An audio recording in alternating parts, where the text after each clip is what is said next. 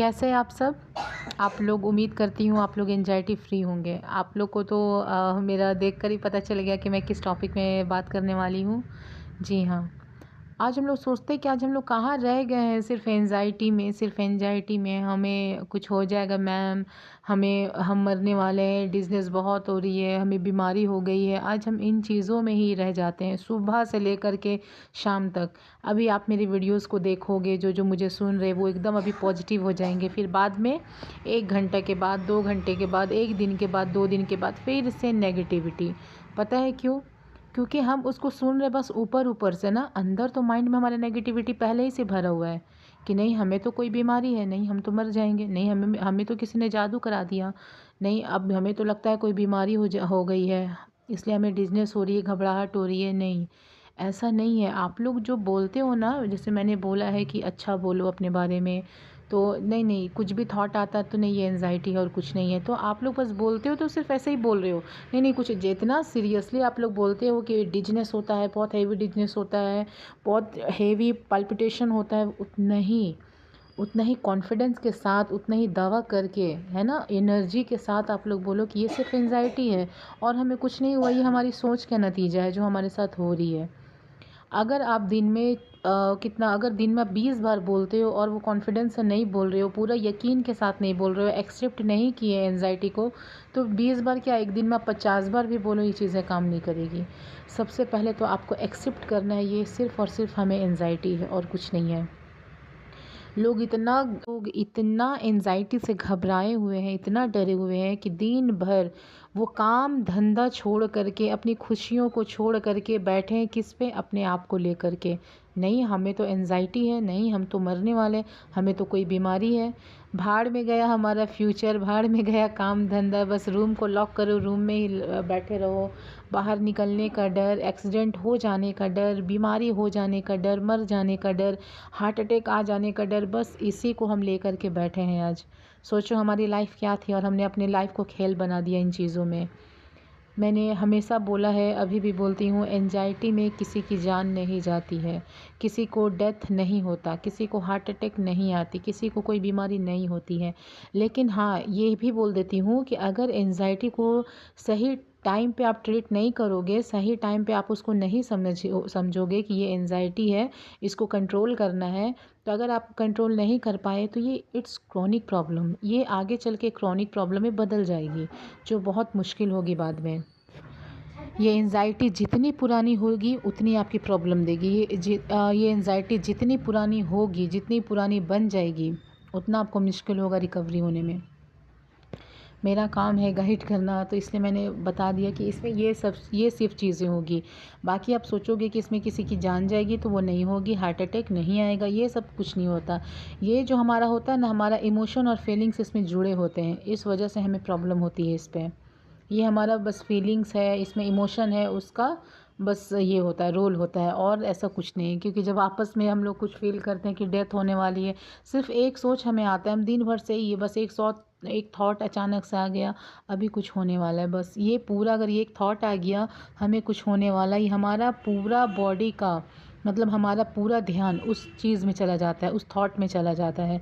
अगर heart beat ज़ोर से हुई, धक धक धक धक, अगर हार्ट बीट बहुत तेज़ फास्ट हुई तो हमारा पूरा ध्यान उस हार्ट बीट पे चला जाएगा।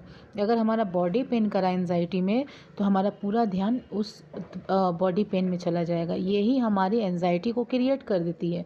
अगर जब हमें ये सिम्पटम्स आते हैं, अगर हम इन चीज़ों को रिएक्ट ना करें, हट जाने दो, रोज़ होती है, जाने दो यार, जाने दो, रोज़ होती है, रोज़ का है, तो शायद वो बढ़े ना। ख़त्म तो तुरंत हो जाएगी, ख़त्म तो 10 15 20 मिनट में हो जाएगी, लेकिन वो बढ़ेगी नहीं। बट अगर हम लोग उस पे ध्यान देते हैं तो वो बढ़ते जाएगी, ठीक तो होगी नहीं, बट वो और बढ़ेगी, हमें परेशान करेगी, हमारा स्ट्रेस लेवल और बढ़ जाएगा, हमारी बीपी भी हाई हो जाएगी। हाँ, एक और चीज़, एंग्ज़ायटी में लोग बीपी की मेडिसिन्स ले लेते हैं। लोग पूछते हैं मैम सॉरी मेरा बीपी हाई हो गया था मैम, या मेरा बीपी लो हो गया था, मैं डॉक्टर के पास गया, मैं मेडिसिन्स ले लूँ क्या? तो आप लोग, रिक्वेस्ट है मेरी, नहीं, एंग्ज़ायटी में अगर बीपी लो हो गया या बीपी हाई हो गया, वो एंग्ज़ायटी की वजह से हो गया, वो टेंशन की वजह से हो गया। थोड़ा सा अपने आप को टाइम दो और रिलैक्स हो, वो नॉर्मल हो जाएगी। क्योंकि बीपी जो आप लोग आसानी से बोल देते हो बीपी हाई हो गया मैम बीपी, ये बहुत बड़ा प्रॉब्लम है। एंजाइटी में मैंने बोला ना नुकसान नहीं होता, बीपी हाई हो गया लो हो गया, नहीं। बीपी हमारा हाई क्यों हो जाता है?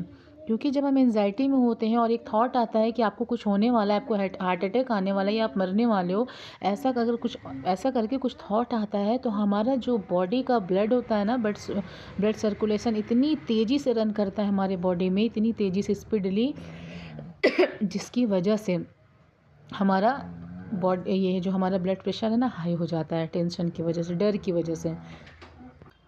फिर क्या करते हैं हम, दौड़ करके डॉक्टर के पास जाते हैं और बीपी की मेडिसिन ले आते हैं। आप सोचो वो मेडिसिन आप खाते हो, जो चीज़ आपको नहीं है आप उसके लिए खा रहे हो। बीपी तो आपको थोड़ी देर बाद नॉर्मल हो ही जाएगी।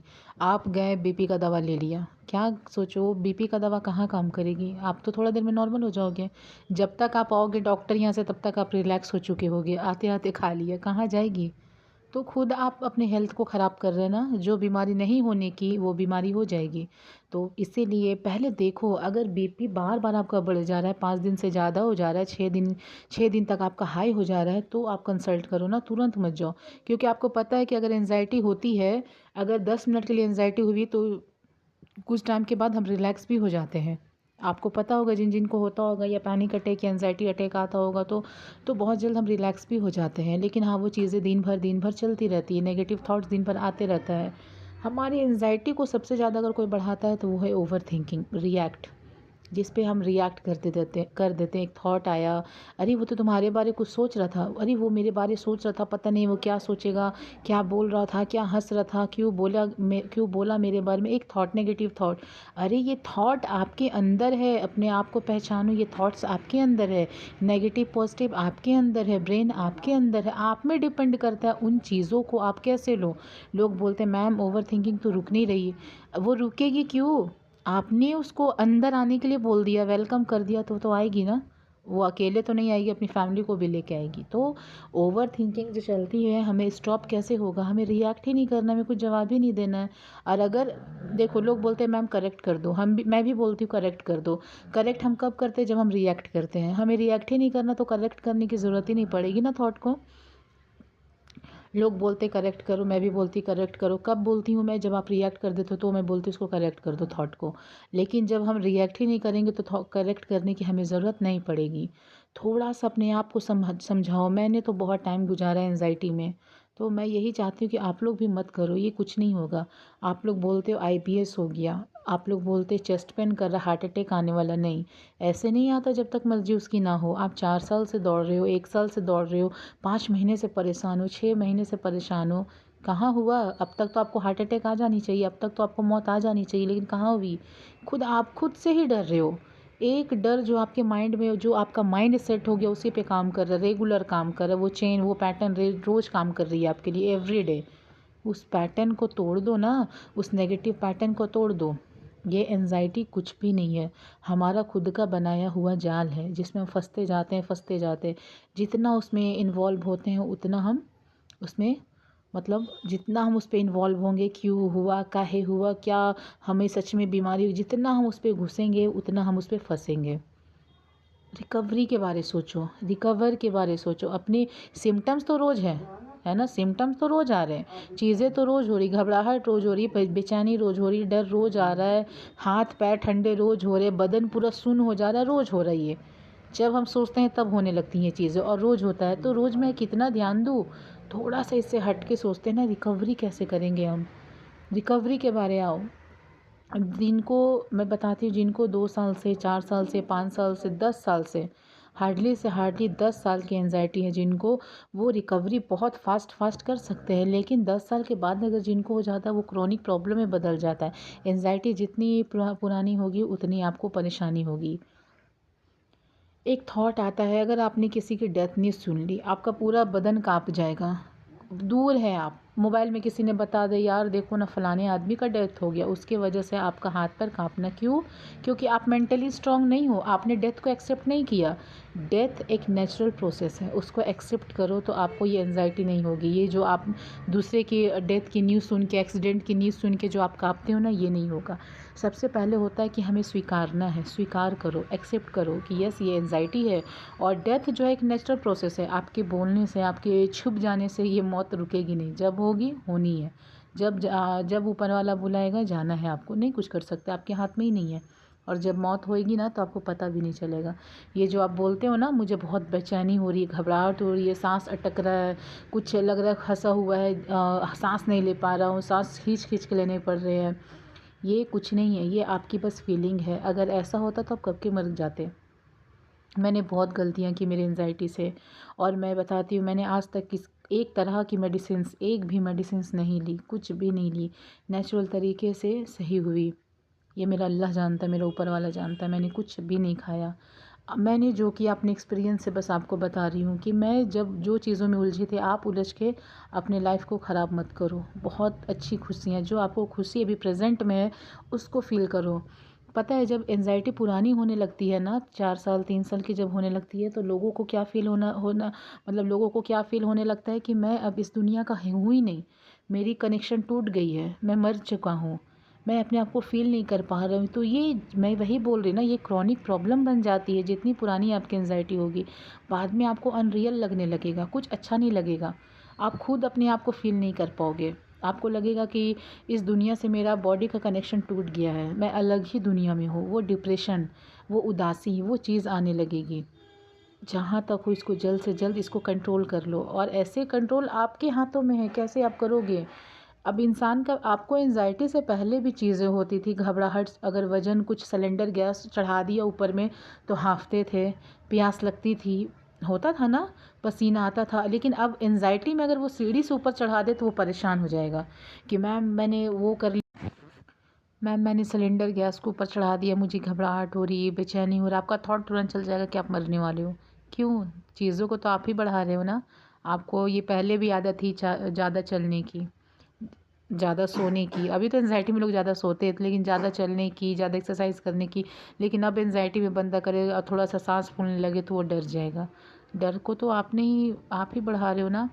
एक और चीज़ है कि लोग खाने पीने से परहेज़ करते हैं, कुछ नहीं खाना चाहते। नहीं, अगर ऑयली खाऊंगा तो एंजाइटी हो जाएगी, चाय पीऊँगा तो एंजाइटी हो जाएगी, मीठा खाऊंगा तो एंजाइटी बढ़ जाएगी। ये एक बहुत बड़ा बकवास है, नहीं मैं मानती। खाने पीने से कभी किसी के नुकसान नहीं होती है, वो कुछ भी खाएं। मैं एंजाइटी में जब थी तो उस समय तो मेरा खाना पीना सब छूट गया था, मुझे तो पता ही नहीं चलता था, सब कुछ अनटेस्टी, कुछ भी स्वाद नहीं आता था। मैं कुछ भी खा लूँ स्वाद नहीं रहता था, लगता था मैं क्या खा रही हूँ। अब भूख तो लगता ही नहीं था। लेकिन अभी कोई कुछ लोग आते हैं मुझसे पूछते हैं कि मैम चाय पीने से एंजाइटी बढ़ जाती है, मीठा, ये सबसे बड़ा बकवास है, ऐसा नहीं होता है ना। कितने लोगों ने मछलियाँ खाना छोड़ दी, कितने लोगों ने चिकन खाना छोड़ दिया डर से, पूड़ी सब्जी खाना छोड़ दिया। अरे ये सब खाओ, खाओगे नहीं तो बदन में लगेगा कैसे। ज़्यादा किसी भी चीज़ का सेवन ज़्यादा करोगे तो वो नुकसान है। आप हर दिन अगर चाउमीन खाओगे, हर दिन रोज़ रोज़ एक टाइम आपका फिक्स, आपको चाउमीन खाना है, चाउमीन का तो नुकसान है ना। अब जैसे हम लोग दाल चावल तीनों टाइम खाते हैं, नाश्ता करते हैं, रोटी वोटी खाते हैं, जो भी है दूध अंडा वंडा वो तो खा ही सकते हैं ना। तो खाने पीने से नुकसान नहीं है। और हमारे यहाँ तो स्पाइसी ज़्यादा बनता है, चाहे सब्जी हो चाहे क्या बोलते हैं नॉनवेज हो, स्पाइसी बहुत बनता है, तो स्पाइसी से एंजाइटी होती है। नहीं, कुछ नहीं होता। मैं चाय लवर हूँ, मैं चाय बहुत पीती हूँ, मेरी एंजाइटी नहीं बढ़ी, कुछ भी नहीं। मैं तो और लोगों की, मैं तो काउंसलिंग भी करती हूँ, लोगों की बहुत सारी नेगेटिविटी सुनती हूँ, ऐसी नेगेटिविटी सुनती हूँ कि आप बिलीव भी नहीं कर पाओगे। तो मुझे नहीं कुछ होता, मैं उसको और गाइड करती हूँ, अच्छे से गाइड करती हूँ।